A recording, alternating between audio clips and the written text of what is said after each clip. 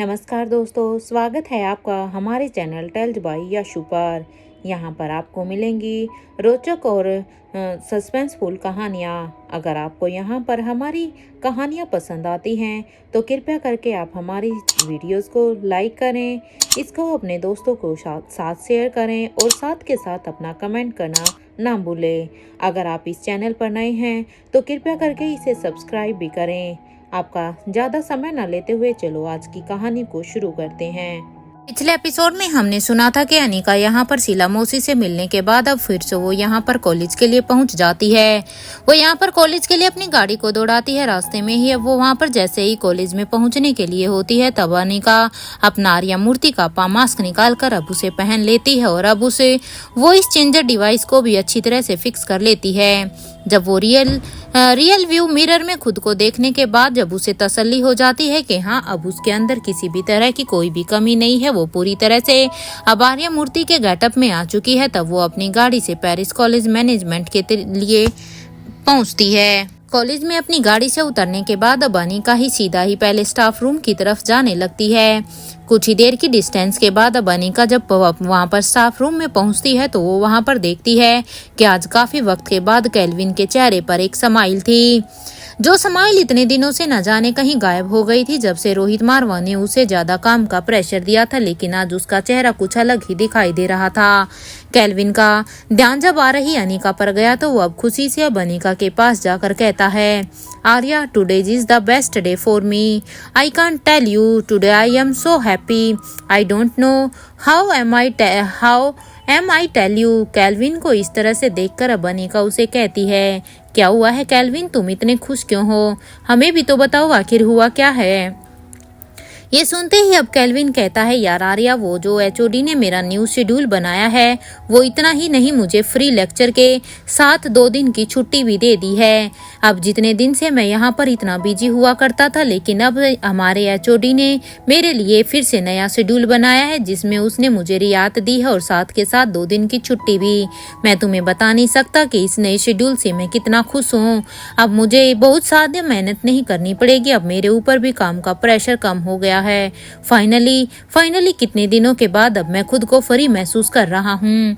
Kelvin की ये बात सुनकर अब अनिका के चेहरे पर भी एक स्माइल आ जाती है, क्योंकि आज जो कुछ भी हुआ है वो अनिका ने ही किया है। उसने ही रोहित के क्लोन को इंस्ट्रक्शन दिए थे कि वो सबसे पहले वहां पर कॉलेज में जाकर केल्विन के शेड्यूल को पहले जैसा ही कर दे, क्योंकि अनिका ये अच्छी तरह से जानती थी कि रोहित यहाँ पर नहीं है, इसलिए रोहित की एब्सेंस में उसने यहाँ पर रोहित के बने हुए उस क्लोन को कॉलेज में भेज दिया था। रोहित के इस क्लोन ने आते ही यहाँ पर सबसे पहले यहाँ पर आते ही अब उसने भी उसके शेड्यूल को ही कम किया था। अपने ख्यालों से बाहर आते हुए ही अब अनिका कहती है कि ये तो सच में ही बहुत ही अच्छी खबर है, कॉन्ग्रेचुलेशंस फॉर दिस। अनिका यहाँ पर बिल्कुल भी जाहिर नहीं होने देती कि ये सब उसी की वजह से ही हुआ है, और ना ही वो ये शो ऑफ होने देती है कि इसमें उसका हाथ है। वो यहाँ पर उसके सामने ऐसे दिखाती है कि जैसे उसे भी केल्विन के बारे में अभी ही पता चला हो। ये सुनते ही अब केल्विन भी अनिका से कहता है, थैंक यू आर्या, अब हम अपने प्ले की प्रैक्टिस और भी अच्छे तरीके से कर पाएंगे। केल्विन की ये बात सुनकर अब अनिका भी हाँ में अपना सिर हिला देती है। कुछ ही देर में अब अनिका को उसका शेड्यूल भी मिल जाता है और फिर वो अब सभी अपनी अपनी क्लासेस लेने के लिए अपने अपने क्लासेस में चले जाते हैं। वहाँ अपने ही फ्लैट में शीला पर गुस्सा करते हुए भी अक्षय वर्मा रघुवीर शेखावत से कहता है, लगता है ये शीला सच में ही पागल हो गई है। अरे इस औरत का कोई भी जवाब नहीं। कल तो मुझे कह रही थी कि उसने रोहित मारवा को मार दिया है, क्योंकि उसने ही मुझे ये खुशखबरी दी थी कि मैंने राजीव गुलेरिया को और तुम्हारा यानी कि अक्षय वर्मा दोनों का ही बदला रोहित को मारकर पूरा कर दिया है। मैंने उसे मौत के घाट उतार दिया है। लेकिन अगर रोहित मारवा मर चुका है तो यहाँ जो कॉलेज में अभी आया है वो क्या उसका भूत है? क्योंकि रोहित मारवा तो खुद यहाँ पर कॉलेज में as a new HOD appoint है। वो तो देखो ना, आज कॉलेज भी आया हुआ है।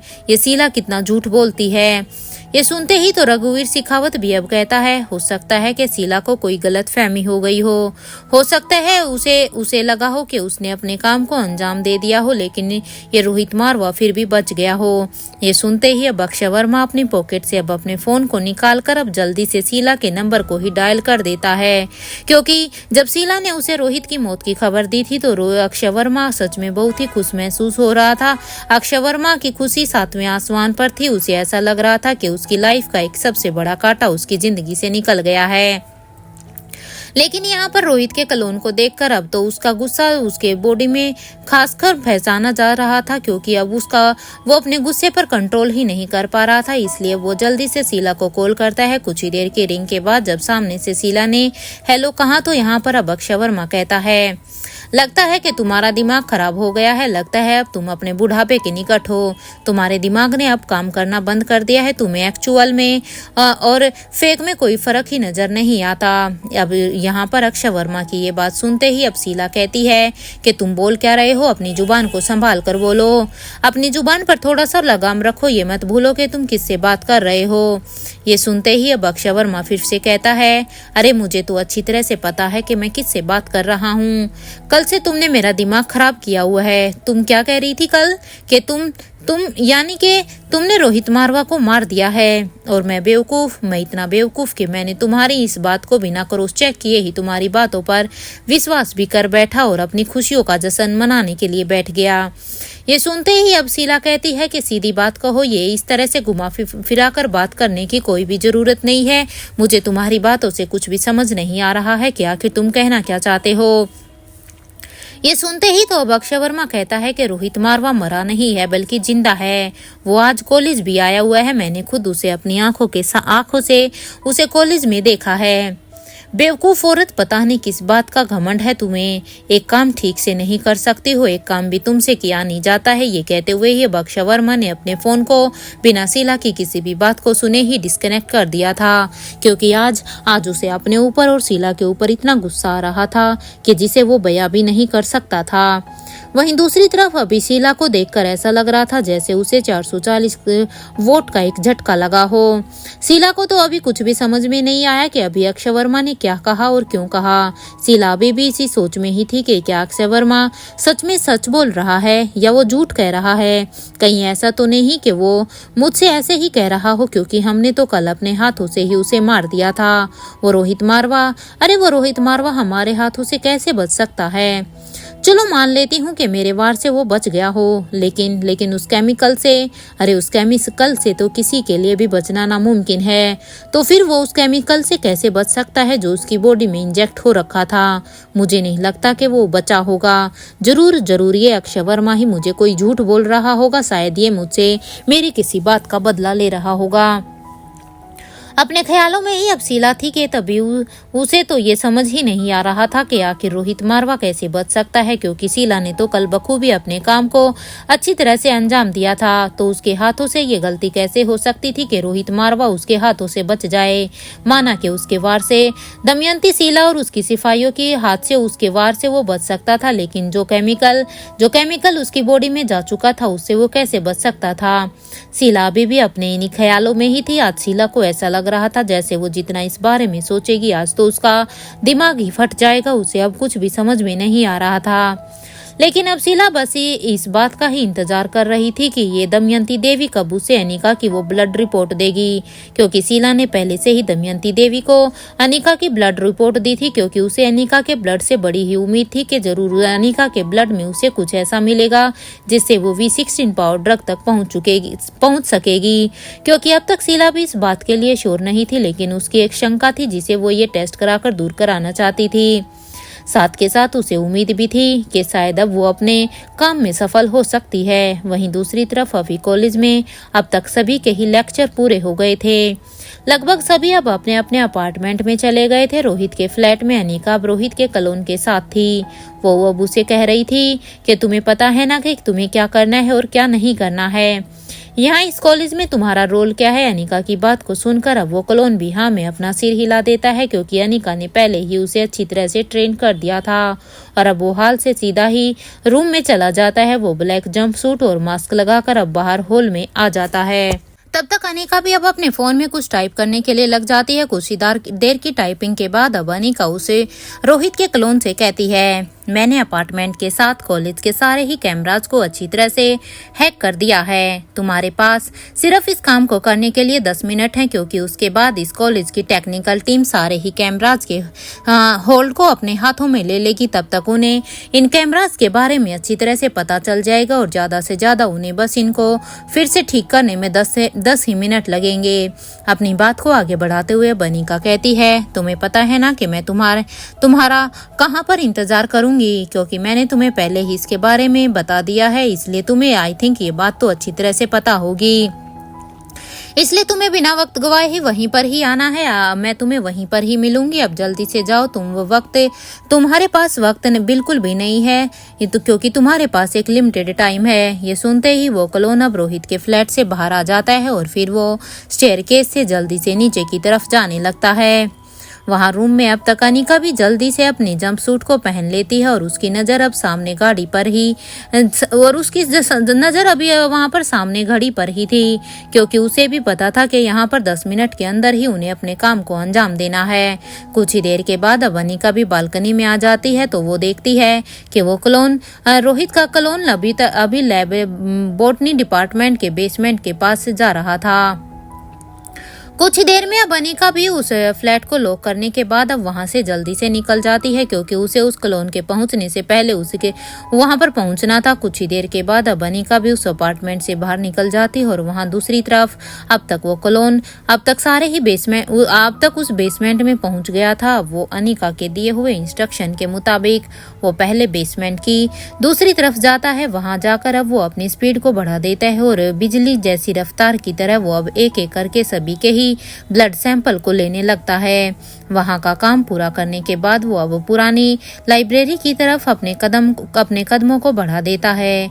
वहां पहुंचकर अब वो दरवाजे को खोलता है। कुछ ही देर में वो पुरानी लाइब्रेरी में अपना काम करने के बाद अब वो क्लोन अब जल्दी से वहां से निकलकर बाहर आ जाता है और फिर वो उस बेसमेंट से निकलकर भागने लगता है। कुछ ही देर के बाद अब वो वहां पर पहुंच जाता है जहां पर अनिका ने उसे आने के लिए कहा था, क्योंकि अनिका ने इस क्लोन को वहां पर बेसमेंट में वहां पर बॉटनी डिपार्टमेंट में जो लोग थे, जो उसने वहां पर वीडियो में जो भी कुछ देखा था, उन सब के सैंपल को कलेक्ट करने के लिए इस रोहित के क्लोन को कहा था। जब तक अनिका ने सारे ही सर्विलांसेस को हैक कर लिया था और यहाँ पर इस क्लोन ने भी बिजली की रफ्तार से भी ज्यादा अपने काम को जल्द से जल्द पूरा कर दिया था।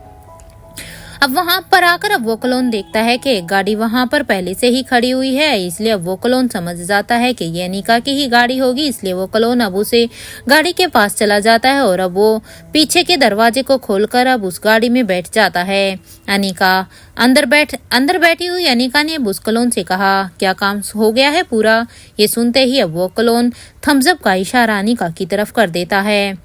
ये देखते ही अब अनिका ने भी अपनी गाड़ी को तेजी से पेरिस की सड़कों पर दौड़ाने लगती है, क्योंकि इससे पहले वहां के सारे ही सर्विलांसेस को कॉलेज की टेक्निकल टीम देखे, उससे पहले ही उन्हें यहां से निकल जाना चाहिए, कहीं उनके ऊपर किसी की नजर ना पड़े।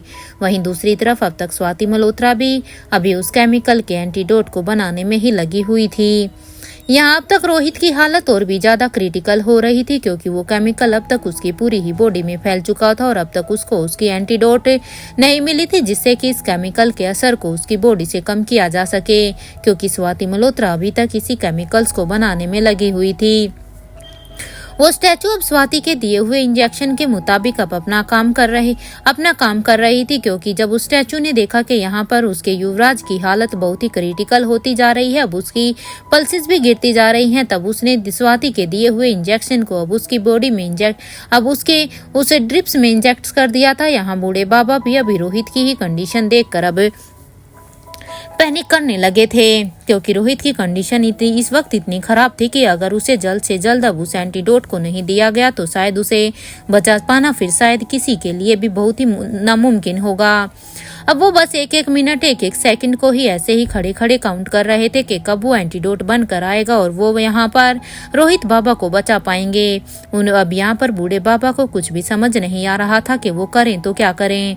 वो कभी रोहित को देखते तो कभी काम कर रही वहाँ पर स्वाति मल्होत्रा को देख रहे थे, क्योंकि वो भी बस हर एक सेकंड उस एंटीडोट के बनने का ही इंतजार कर सकते थे। अभी उनके हाथ में भी कुछ भी नहीं था। अगर बूढ़े बाबा का यहाँ पर बस चलता तो वो अब तक शायद रोहित को अपने पैरों पर खड़े कर देते, लेकिन वो भी अच्छी तरह से जानते थे कि जब तक ये एंटीडोट रोहित की बॉडी में नहीं जाएगा तब तक उसे बचाना नामुमकिन है। इधर बाहर किंग के दिमाग में कुछ और ही चल रहा था, वहीं दूसरी तरफ अब तक अनिका पहले इसके बेसमेंट में पहुंच गई थी। वो अब उस क्लोन से कहती है कि जल्दी से तुम लैब में जाओ और ये एनी को दे देना, क्योंकि तुमने अभी जितने भी सैंपल को कलेक्ट किया है ये सब तुम एनी को दे देना, वो इनकी रिपोर्ट बनाएगी। ये कहते हुए ही अब अनिका भी अब जल्दी से अपने रूम की तरफ जाने लगती है। अपने रूम में पहुंचने के बाद अब अनिका अपने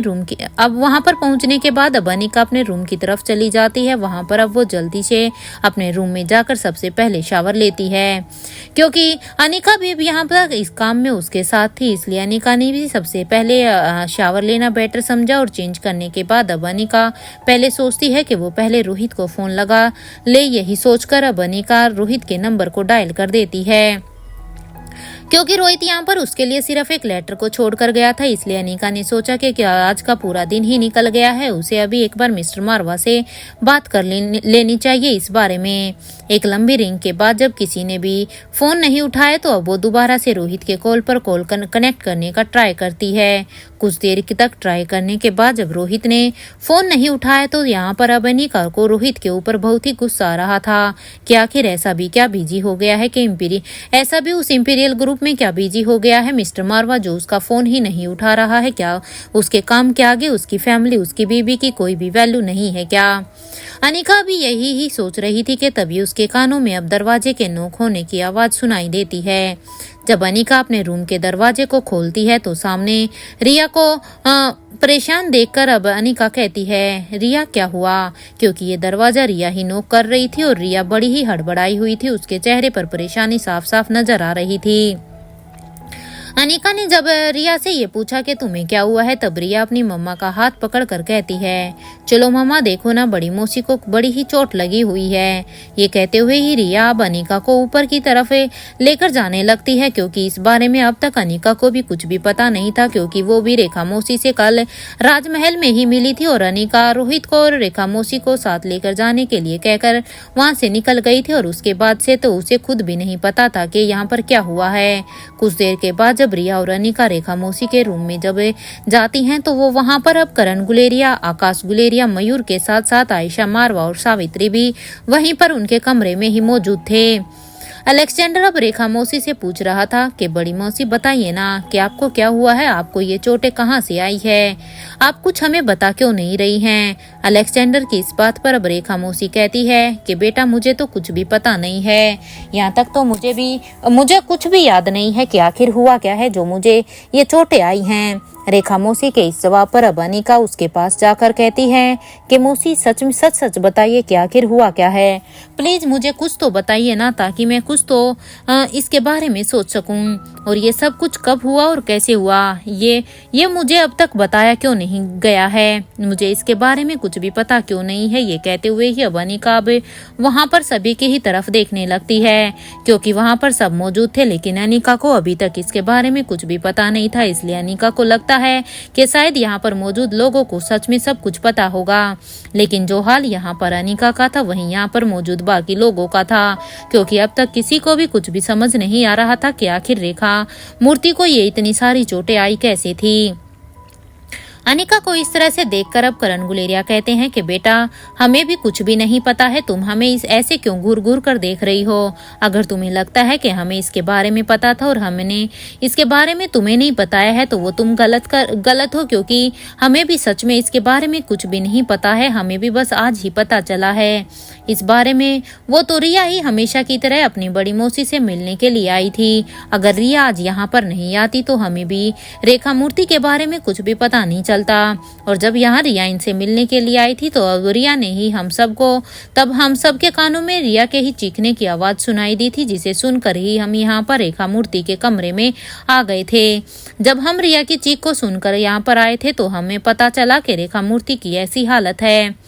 अब अनिका रेखा मौसी के पास जाकर उन्हें एग्जामिन अच्छी तरह से करने लगती है। उन्हें अच्छे से देखने के बाद अब अनिका कहती है, क्या हुआ है मौसी, क्या आपका एक्सीडेंट हुआ है क्या? अनिका के इस सवाल पर अब रेखा मौसी कहती है कि बेटा सच बताऊं तो मुझे तो याद ही नहीं है। मेरा यकीन करो, कल लंच के बाद जब हम राजमहल से यहाँ आने के लिए निकल रहे थे तो कुछ दूर तक आने के बाद मेरे साथ क्या हुआ है मुझे उसके बारे में कुछ भी याद नहीं है। रेखा मौसी की बात को सुनकर अब अनिका अपने मन में ही सोचती है कि उसे इस बारे में चिराग और अब्दुल से ही बात करनी होगी, क्योंकि रोहित और रेखा मौसी की सिक्योरिटी का जिम्मा यहाँ पर चिराग और अब्दुल का ही था। इसलिए चिराग और अब्दुल ही इनकी गाड़ी के पीछे थे, इसलिए मुझे पहले उनसे बात करनी होगी। शायद उनके द्वारा ही मुझे कुछ इन्फॉर्मेशन प्राप्त हो कि आखिर मौसी को हुआ क्या है। अनिका अब यहाँ पर रिया से कहती है कि बेटा आप अभी अपनी बड़ी मौसी के साथ ही बैठिए, मम्मा बस थोड़ी ही देर में आती है, क्योंकि अनिका अब अपना मन बना चुकी थी कि उसे पहले कुछ भी जानने से पहले एक बार कुछ भी उसे यहाँ पर अब्दुल और चिराग से मिल लेना चाहिए। अपनी माँ की ये बात सुनकर अब रिया कहती है don't worry mamma, now I am a big girl, मैं बड़ी मौसी का ख्याल अच्छी तरह से रख लूंगी, आप जाइए। रिया की बात को सुनकर अब वहाँ सबके ही चेहरे पर एक स्माइल आ जाती है, क्योंकि रिया आज यहाँ पर एक बच्चों की तरह ट्रीट ना करते हुए एक अडल्ट की तरह बात कर रही थी। अनिका वहीं अब सबसे ही कहती है कि मैं बस अभी आती हूँ। अनिका अब ये कहकर वहां से बाहर निकलकर रेखा मूर्ति के कमरे से बाहर निकल जाती है। अब उसके कमरे से बाहर निकलने के बाद अब अनिका एलिवेटर की तरफ जाने लगती है। कुछ ही देर में एलिवेटर में जाकर अब वो ग्राउंड फ्लोर के बटन को प्रेस कर देती है। ग्राउंड फ्लोर पर पहुंचने के बाद अब अनिका अब चिराग और अब्दुल के रूम के सामने होती है। अनिका अब उनके रूम के दरवाजे को नॉक करने लगती है। कुछ ही देर तक के इंतजार करने के बाद जब अनिका ने जोर जोर से दरवाजा नॉक किया तो उसने देखा कि दरवाजा तो पहले से ही खुला हुआ है। दरवाजे को खुला हुआ देखकर अब अनिका को थोड़ी सी तो हैरानी जरूर हुई थी कि आखिर ये दरवाजा ऐसे कैसे खुला हुआ है और अनिका का पहले इस पर ध्यान क्यों नहीं गया। अनिका जैसे ही अब वहां पर देखती है तभी अनिका के कानों में अब चिराग की आवाज आई कि मैडम प्लीज अंदर आ जाइए, हम उठ नहीं पा रहे हैं और दरवाजा खुला ही है। चिराग की आवाज जैसे ही अब अनिका के कानों में जाती है तो वो अब जल्दी से चिराग की आवाज को सुनकर अंदर आ जाती है। तो वो देखती है कि वहाँ ऊपर जो हाल रेखा मूर्ति का हो रखा था वही हाल यहाँ पर चिराग और अब्दुल का भी सेम ऐसा ही था। अनिका अब जल्दी से उनके पास जाती है और वो पहले चिराग को अच्छे से एग्जामिन करती है कि आखिर चिराग को हुआ क्या है जो वो उठ भी नहीं पा रहा है। यहाँ पर चिराग की बॉडी पर भी बहुत सारे ही जख्म थे और अब वो उसके बाद अब वो अब्दुल को भी अच्छी तरह से चेक करती है। अनिका अब दोनों से ही कहती है तुम दोनों की ये हालत कैसे हुई है और किसने किया है तुम दोनों का ये हाल। अनिका के इस सवाल पर अब अब्दुल कहता है कि मैडम हमसे कुछ मत पूछिए, क्योंकि हम आपको कुछ भी इसके बारे में नहीं बता पाएंगे, क्योंकि हमें भी इसके बारे में कुछ भी पता नहीं है कि आखिर हमारे साथ हुआ क्या है। हमें इसके बारे में कुछ भी याद नहीं है, राजमहल से आने के बाद क्या हुआ था और हम यहाँ पर कैसे पहुँचे हैं। यहाँ तक कि हमें ये भी याद नहीं है कि आखिर हमें ये चोट कैसे लगी है। हमने कितनी ही बार अपने दिमाग पर ज्यादा जोर देने की कोशिश की है, लेकिन जितनी बार भी हम अपने दिमाग पर ज्यादा जोर दे रहे हैं हमें कोई भी कंक्लूजन हमको नहीं मिल रहा है। हमें कुछ भी याद नहीं आ रहा है कि आखिर हमारी ये हालत किसने की है और कैसे हुई है और हमें यहाँ पर इस पैलेस तक छोड़ने वाला कौन था, किसने हमें यहाँ पर छोड़ा है, हमें कुछ भी नहीं पता। इसलिए मैडम हम आपको कुछ भी नहीं बता पाएंगे। ये सुनते ही अब अनिका हैरानी से दोनों को ही देखती है। यहाँ चिराग अब अनिका से रिक्वेस्ट करता है मैडम आप एक बार हमारे सिक्योरिटी गार्ड को भी प्लीज चेक कर लीजिएगा, क्योंकि इस वक्त हम इस हालत में नहीं हैं कि कुछ भी चेक कर सकें। क्योंकि मुझे लग रहा है कि अगर हमारी ऐसी हालत है तो हो ना हो हमारे सिक्योरिटी गार्ड के साथ भी कहीं सेम ऐसा ही ना हो कि वो भी अब हिल नहीं पा रहे हो। इस बात पर अब अनिका हैरान जरूर होती है, लेकिन अभी वो हैरानी से कहती है कि ठीक है तुम दोनों टेंशन मत लो, मैं जाकर अभी के अभी देखती हूँ, अभी तुम दोनों आराम करो। और हाँ, जिस डॉक्टर ने तुम सबका इलाज किया है लगता है कि वो सच में ही बहुत ही अच्छा डॉक्टर है। बहुत जल्द तुम सभी ठीक हो जाओगे, क्योंकि मैंने पूरी तरह से एग्जामिन कर लिया है, तुम्हारा ट्रीटमेंट बिल्कुल अच्छे तरीके से किया गया है और पहले की ही तरह तुम लोग जल्द ही अपने काम पर लग जाओगे। इसलिए तुम दोनों चिंता मत करो, अपना ख्याल रखना। जब तक तुम लोगों से उठा नहीं जाए तब तक उठने की कोशिश भी मत करना। मैं सर्वेंट से कह देती हूँ वो हर आधे घंटे में तुम दोनों से पूछ ले तुम्हें किसी चीज की जरूरत तो नहीं हो, और वो तुम्हारे उठने में भी तुम्हारी हेल्प करेंगे। अनिका की बात को सुनकर अब चिराग कहता है, थैंक यू मैडम। वैसे रोहित सर कहाँ है? वो तो ठीक है ना, उन्हें कहीं चोट तो नहीं आई ना? क्योंकि मुझे लग रहा है अगर हमारा ये हाल है तो मुझे अब रोहित सर के बारे में चिंता हो रही है कि वो बस ठीक हों। इस बात का जवाब देते हुए अब अनिका कहती है कि हाँ वो ठीक है, उन्हें कुछ काम था तो वो यहाँ से गए हुए हैं। हालांकि चिराग की इस बात से ने अभी अनिका के दिमाग में एक घंटी जरूर बजा दी थी। अब अनिका भी सोचने पर मजबूर हो गई थी कि जब यहाँ पर रोहित के साथ रेखा मौसी थी, अब्दुल था, चिराग था और उसकी वहाँ पर उनकी सिक्योरिटी टीम थी, तब इनमें कोई भी सही सलामत नहीं है, तो आखिर रोहित के साथ क्या हुआ होगा? अनिका अब सोचने पर मजबूर हो गई थी। लेकिन अनिका भी चिराग से कहती है कि तुम दोनों अपना ख्याल रखना। ये कहते हुए ही अनिका अब बाकी के सिक्योरिटी गार्ड को चेक करने लगती है। कुछ ही देर के बाद सभी को चेक करने के बाद अब अनिका फिर से एलिवेटर की तरफ जाने लगती है। कुछ ही देर के बाद अनिका अब अपने रूम में फिर से पहुंच जाती है और अब उसके दिमाग में बस यही सब चल रहा था कि चिराग और अब्दुल की ये हालत है और रोहित अपने पैलेस से भी चला गया है। हाउ स्ट्रेंज, इससे पहले तो रोहित ने ऐसा कुछ भी कभी भी नहीं किया था।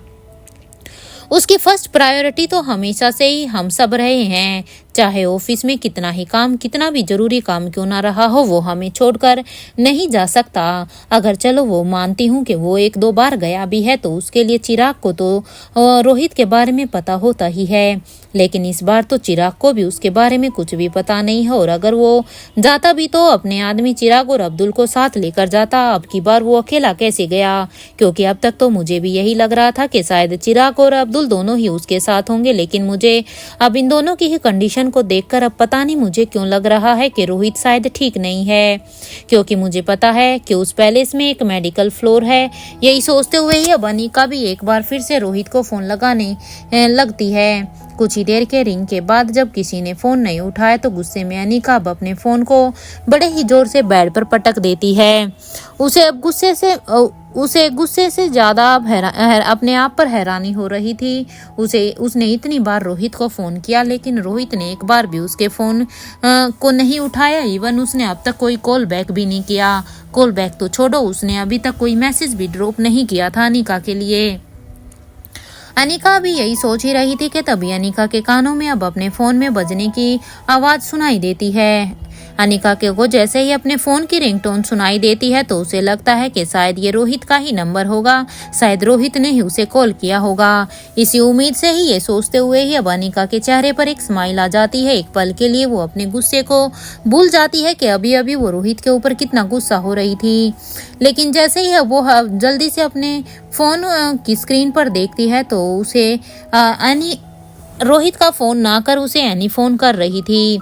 एनी का नंबर देखते ही अब अनिका उससे उठाकर कहती है, हाँ एनी बोलो, सब ठीक तो है ना वहाँ पर? ये सुनते ही अब एनी कहती है, मैडम आप बस जल्दी से लैब में आ जाइए, मुझे आपको अभी के अभी कुछ बताना है, इट्स अर्जेंट। एनी की बात का जवाब देते हुए अब अनिका कहती है कि मैं बस जल्दी ही आ रही हूँ।